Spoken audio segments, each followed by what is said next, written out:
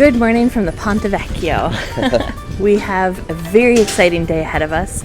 Today we are going on a wine tour in Tuscany. We have a long day ahead of us. We are going to be visiting 2 different vineyards and we are going to have an incredible lunch. So stick around. We're Karin and Jeremy and we love diving into the local culture when we travel. Italy has some incredible wines and we're joining a small group tour in Tuscany to learn more about them. We're going to visit 2 fantastic mid-sized wineries where we'll get a feel of the Chianti wine region, and of course there will be amazing views along the way.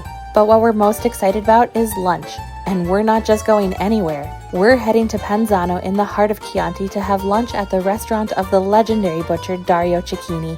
If you know, you know. His commitment to nose-to-tail eating and passion for meat are iconic, and we can't wait to dive right in. So let's get started.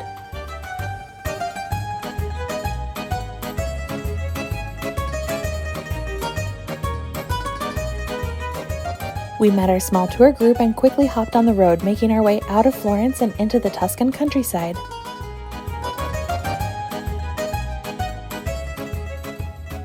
One of the ways you can tell if you're drinking Chianti Classico is if you see a black rooster on the bottleneck. So look out for that next time you're having a Chianti Classico. Okay guys, here it is, Corzano, Paterno. These guys make about 80,000 bottles annually a year. Sort of small to medium sized winery.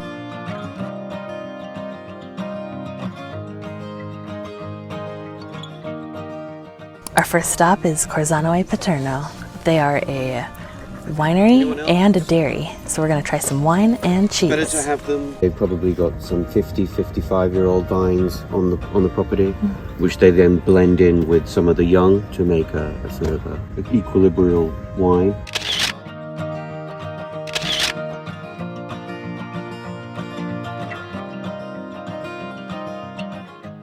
We got some Sangiovese grapes. That's really good. I've never had a Sangiovese grape before. They're harvesting the grapes right now on the vineyard.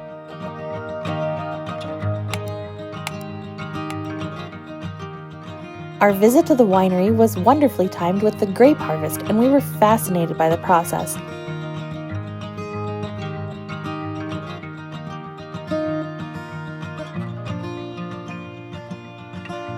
After watching the hustle and bustle for a little while, we headed over to the wine press. Because this is a press machine. It does exactly what it sounds like it does. It presses the grapes, squeezing them, and then the grape skins finally crack, and then there's a filter system that catches the skins of the grapes, so it separates the two, the skins from the juice.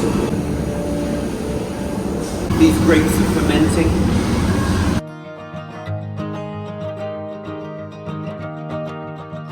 We're currently in the cellar of the winery and it smells very oaky in here. This place is buzzing with activity because we came here right at harvest time. They literally just picked the grapes off the vines and they are currently de-stemming them. For those who ever think about storing wine like 2, 3, 4 years, 5 years, that's the perfect way to store wine in a temperature similar to this, on its side, so that the cork is always in contact with the wine so it doesn't dry out.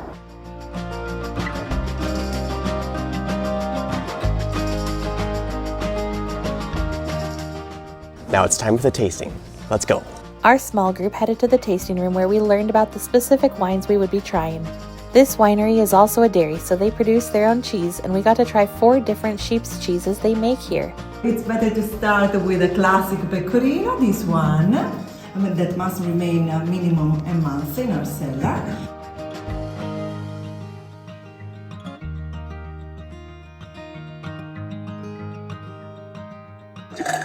That's annoying. It's not annoying me. There's also a small shop on the winery selling locally produced items, and we made sure to pick up a few things to take home with us.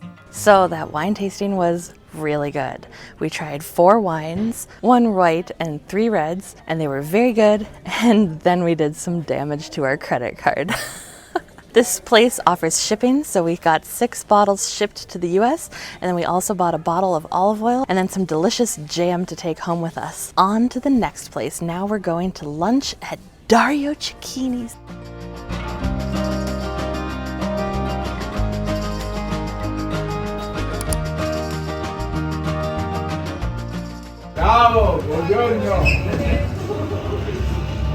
It's pork fat, rosemary, sage, thyme, Ah. red wine vinegar. Oh, it's wonderful.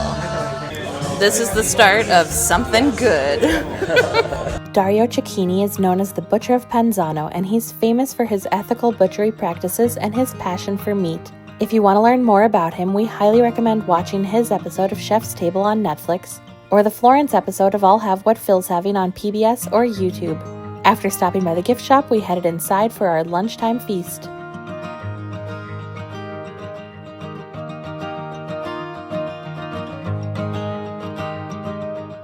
We just finished up lunch at Dario Cecchini's, and oh my gosh, it was amazing. It was wonderful. It was so good.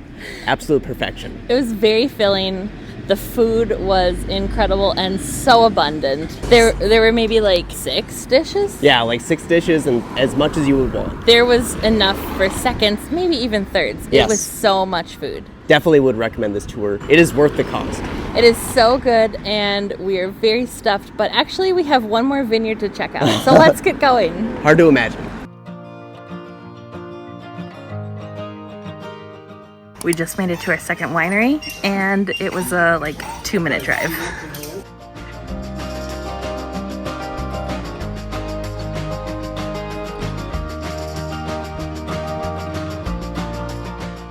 It's our land called Le Fonti, the name of the winery. That means water that comes from the earth. We got a tour of the vineyard where we learned some of the history of this winery, and then we went inside to see the area where they bottle their wine.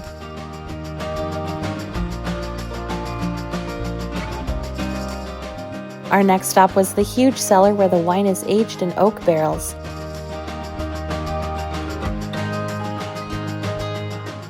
Then it was time for the best part, tasting all the wine.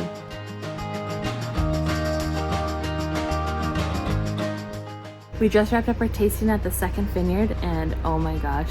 Yeah, we had what, 5 or 6 wines or something from this place? I think it was 6. It's a lot of wine today. All very good. We had 3 different types of Chianti that were all aged at different lengths.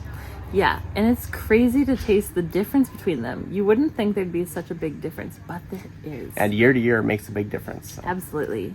We highly recommend grape tours. They are based in Florence, but they also have tours in other areas as well. I think there's one in the south of France in Nice. We might be checking that out in the future. But this tour was amazing. This day was incredible.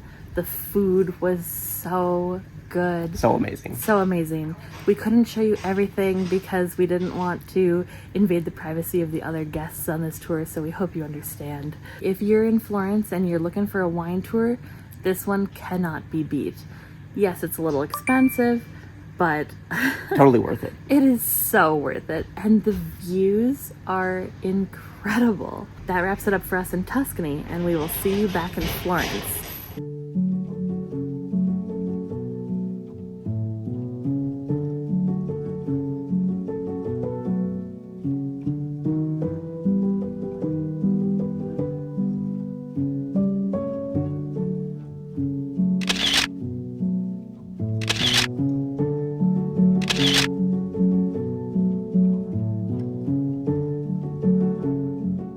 Been a long day, but we're still going strong.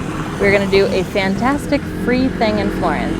We're going to watch the sunset near the Ponte Vecchio. Another great option for free sunset views in Florence is Piazzale Michelangelo. But it's a bit of a hike up a hill, and we don't have the energy to do that. So Not after an all-day wine tour. no, it was quite an intense wine tour, and it's about a 20-minute walk uphill, up a very steep hill. So we're just gonna hang out on this bridge and enjoy sunset. A little bit of golden hour, not much left. And then we're hoping to get some nice blue hour and watch the lights turn on in Florence. Yep.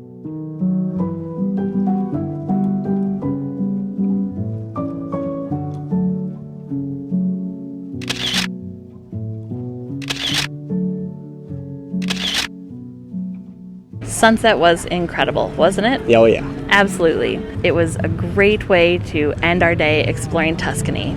And we will see you in the next one. We're just gonna wing it. Yeah. Chills. Chills.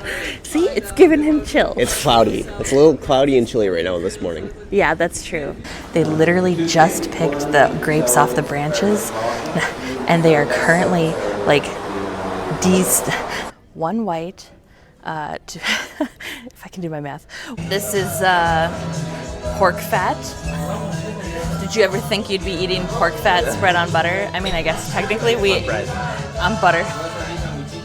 It was so good. It was. Go ahead. Yeah.